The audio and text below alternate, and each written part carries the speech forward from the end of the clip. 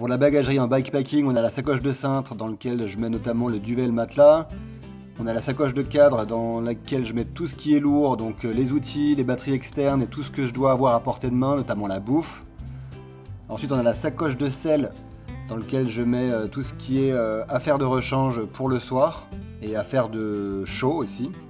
Une petite sacoche de cadre que je mets sur le tube supérieur dans lequel je mets mon électronique, c'est-à-dire tout simplement mon smartphone.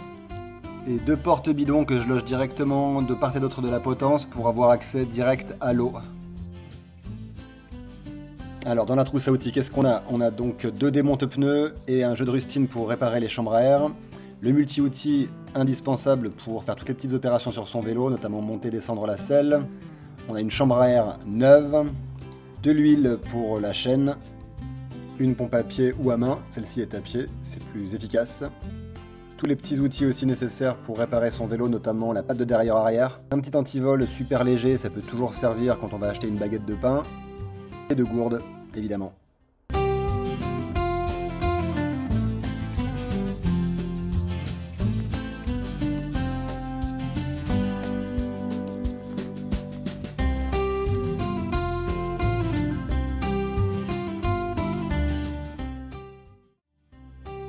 Et les éléments de sécurité aussi, c'est super important d'être vu lorsqu'on roule à vélo. Donc là, moi j'ai une lampe arrière qui clignote, ça c'est visible je pense à 1 km ou plus. Et à l'avant, j'ai rajouté une lampe qui est sur batterie.